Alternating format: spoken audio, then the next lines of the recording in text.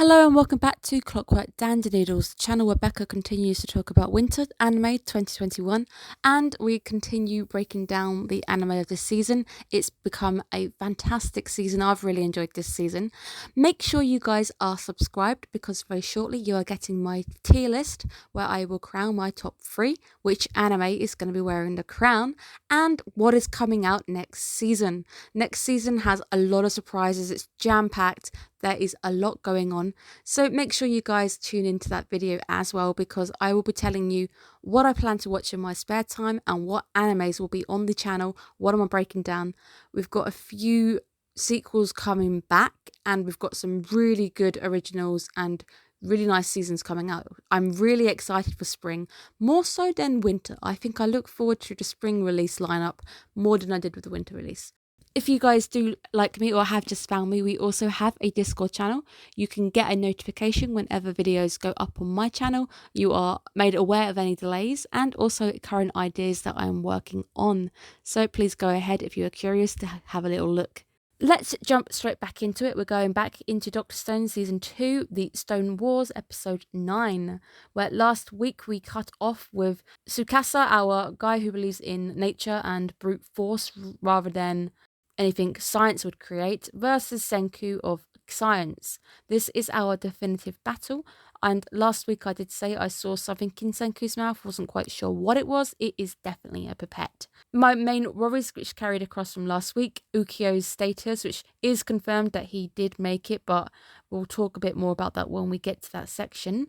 This week we get to see some of our village characters really shining. One character in particular is Chrome.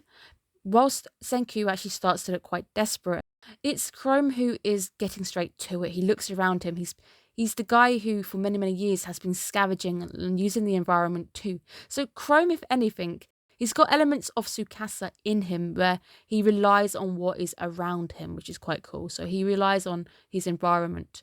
If it wasn't for Chrome this episode, we may not have come up with the idea that we do come up with. I had a few doubts on how long they really would actually hold the Tsukasa Hyoga duo back, because it feels like it would be over a lot quicker, and that it's just the timescales, mainly when it comes to Dr. Stone. Absolutely love it, fantastic, really enjoy Dr. Stone, but I try not to think about things like timescales, like 20 seconds to beat up everybody or make that impact, or now where we've got to come up with something scientific with not really much to hand in the time that it takes to have an entire village get wiped out by Tsukasa. Just timescales and things, little issues there, but still fantastic, really do like it. Hyoga and Tsukasa are literally a brute force. I almost feel like they're a little bit too OP. We haven't really beaten them. They are at the moment in a state of truce. Seeing Hyoga moving around, whether he's got a background in aerobatics or ice skating, because he does this little thing where he spins on the floor. Would be interesting to get some information on him, because if anything, I think he's more of an antagonist than Tsukasa, because Tsukasa, at the end of this episode, we do see he can be reasoned with, but Hyoga scarily is very interested in the explosive force, the damage that is done this episode. He's someone I want to keep an eye on. I believe if we get another antagonist down the line, I think it could be Hyoga coming back in a scary fashion, that him being a bit more destructive than Tsukasa. He had a goal and he had a dream of creating a world, but it was based on a pacifism kind of thing. He wanted to create a good world where he believed that, incorrectly, that science would lead us down a bad path and that it was bad. I don't know. I'm keeping an eye on Hyoga. I don't trust Hyoga at all. Tsukasa wiping out our shock cannon really quickly with some very fancy air work, which I doubt. I have to take in a few grains of salt as I allow the fact that he's gonna get that much airtime and he can do all of what he does, because this guy is talented. Like, Tsukasa's level of fighting skills are just on another level. We get to see Gen and Senku working together, where we have to try and rely on luck, which is a bit of a different one, because normally Senku doesn't do luck. He always uses tries and tested methods. The initial idea goes bad, so he's looking for a reaction which doesn't actually take place. Well, we get to see some fun moves out on the battlefield. We see the duo of Kinro and Ginro. To be fair, these guys have trained with each other for many, many years. Seeing them do a double attack is really, really nice. And adding Magma in to do a pincer move as well. Sadly, Tsukasa being very, very OP, the little moment doesn't come to anything. But it's a very nice moment that shines on the battlefield, seeing them working together, seeing them coordinating an attack. The main plan here is just try and keep the two separated. Together, if you have the two working back to back, they are damaging, cannot be beaten. Separating Hyoga from Tsukasa is probably your only real way of having any chance. I like the fact that we have Kohaku versus Hyoga, these two getting their second round, because we've already seen these two face off in the battlefield already. My poor boy. My boy gets absolutely decked this episode. My favourite character is Kinro. Love him to pieces. He gets decked by Tsukasa. He looks so bad. So haven't forgiven Tsukasa for that. He might have a bit of a redemption moment at the end, but he still decked Kinro. Tsukasa literally wipes the floor with pretty much everybody. And I still really fail to believe that not a single person has landed a blow on him. He is godlike. They have made him really OP. Let's stop and talk about a desperate moment for Senku. Seeing him actually really desperate. He's panicking, he's looking around. I think it doesn't help that he's also got that time scale on him. That time is becoming a pressure, so he's unable to keep a cool head and think when he needs to. And it all comes down to the fact that he just needs sulfuric acid. Chrome probably is our undersung star of the episode. He's the one who really does actually provide them with the sulfuric acid that we used in the initial blast, that initial 20 seconds. We have a very fun roll credits moment with us thinking back to the original thing that we presented Tsukasa back in episode 1, which is the glycerine, the soap. It all began with soap, something innocent. It's just great to see us coming full circle. We have a full circle moment. We're going back to that one creation that we started with, and we're going to use soap to be the downfall as well of Tsukasa. Kohaku actually manages to buy time with Hyoga. Kudos to her for disarming him. If she had been a bit more on it and they hadn't been so against hurting the other team, he probably would have gone down at that point, because he was useless. He would have been unarmed. She could have just taken him down, but he does end up calling for a spare. It's a great moment where we get to see Kohaku shining her also faith in Senku, as she believes he will come up with something. I'm just buying time. We just need to do our part. It's a case that they need to work together. It's a really nice little moment. We are creating nitroglycerine, and the only thing that I remember when it comes to nitroglycerine is, this is an old one, is the Disney movie Atlantis. There is nitroglycerine in that, and there's a moment where they make a joke of him eating nitroglycerine, and he's like, just don't move, don't breathe, don't do anything, and the guy goes boom behind him. That's the only thing I know nitroglycerine from, but I know it's very volatile and you do have to be very, very careful with it. Very dangerous. If you mess up, you could kill somebody. This is really dangerous stuff that he's created in the cave. And the moment with the paper airplane, I love it. It is such a beautiful moment, because we come down to Taiju again, begging and trying to defend Senku, trying to build that final time, because Tsukasa is literally on the cave at this point. And then it's Tsukasa's face. That moment where he looks up and he sees that paper plane. Something so innocent with something so deadly on it at the same time. And it's actually thanks to Gen getting to add his own talent to the group. Something that may seem mundane, like his ability to fold paper and his ability to bluff at times. It may seem mundane, but if you're given the correct circumstances, anybody's skills can become useful, which I really like the way that everybody's talents come in handy this episode to get us out of the bad situation.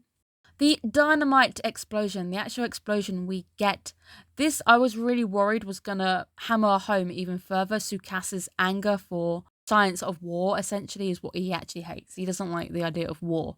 I was worried that he was going to turn it and use that as to show, this is what I don't want. I was worried as well that it would scare the science villagers, because there is a moment with Kohaku looking up on a tree and she looks almost worried about what has just happened, the deadly science that has been created. It was just worrying, because this is essentially Tsukasa's fears playing out when he actually sees the explosion. That's what he didn't want. The Ukyo moment. 1, I am shocked he's alive, because it really looked like he was bleeding quite badly last episode.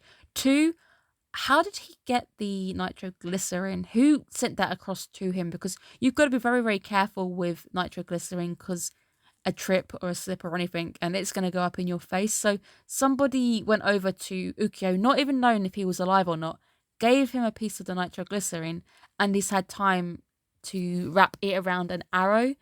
It's just little things that I have to try not to think too much about it.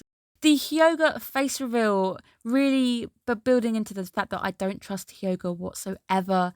If you want to design an evil character, this is the way to go. Look at this guy's mouth. If you had any worries or you weren't sure if he was a good or bad character, just look at his character design and think about how he makes you feel when you look at him. The fact that he is admiring the explosive force, the damage, he's literally marveling in it and how amazing it is.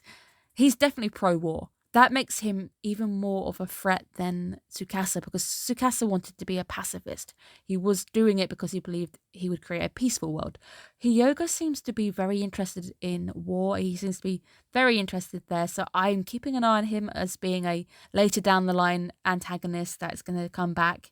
That the tides of war have changed, where it's actually more since that nobody's won. We're at a bit of a stalemate now. It's way too early to be celebrating because we now need to negotiate. We've come to that point where we have to negotiate, which is great because this is one thing that Tsukasa seemed not willing to do. He didn't seem willing to talk. Thanks to this moment, we get the backstory we've probably all been waiting for. A bit more backstory on Tsukasa itself, understanding the fact that he was fighting, he had the money, he had everything, he had the fame. He had a lot of stuff. He wants to go back to a simplistic time. As Senku puts it, something doesn't add up, something's not working out. So why would a guy who wants to stay in a simplistic lifestyle, why would he also be so intent on getting that money? It's because he has a sister, which is something I didn't foresee. I didn't see this plot line coming out of anywhere. It's the first time as well with Senku mentioning this sister. It's the first time we see Tsukasa physically shaken.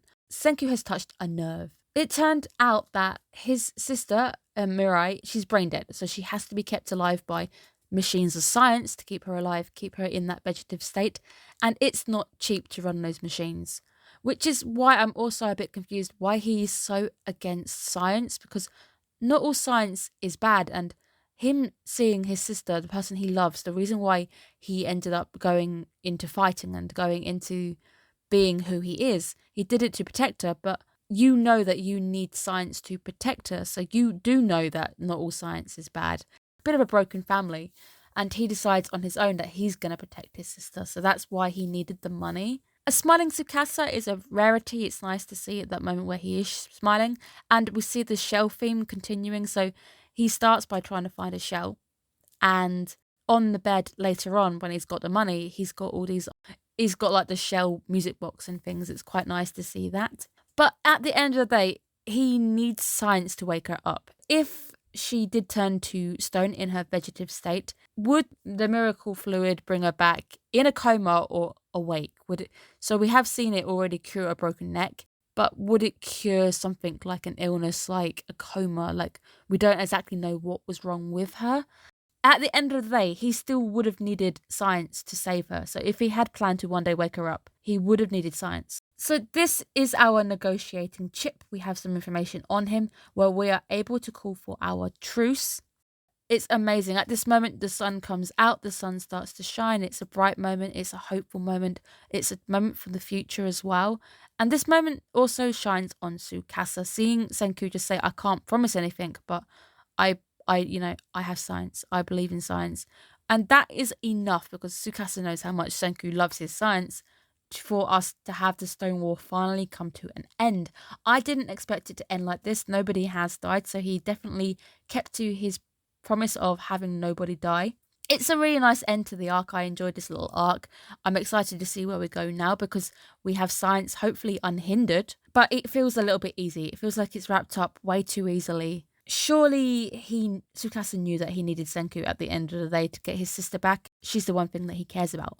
With her being on life support, he definitely knows that not all science is bad. So him generalizing at the initial start in season 1, saying that all science is bad and it leads to bad places, it just kind of made no sense because he's been shown to us as a very, very smart character. We actually see a nice moment with Tsukasa heading out with the entire village to go and find his sister, where Ukyo surprises me with how quick he's healed because he's able to walk all the way. I don't know if some time perhaps maybe passed, where Tsukasa tells us that he had to play God. He didn't know if he'd be able to keep creating the miracle fluid, so he even said, I had to make a choice.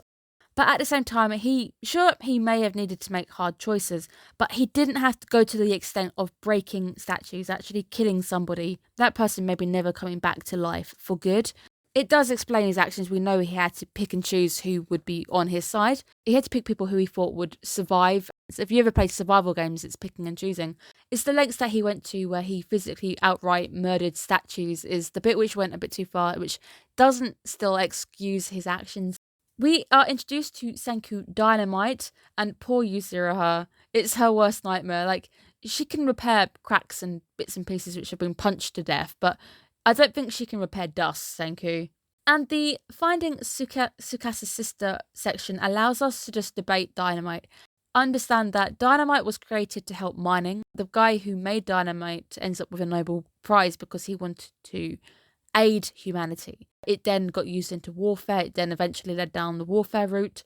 It really depends on how you use it, and that is the most important takeaway from this arc. Science depends on who is holding it and whose perspective you're looking at, because everything created, if it's for good intentions, at some point somebody can come along with bad intentions and they can make it a bad thing.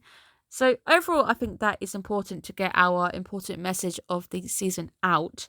The odds of them locating the old hospital's location, knowing how far down to dig, being able to actually locate her, the fact that her statue didn't fall in the ocean or something.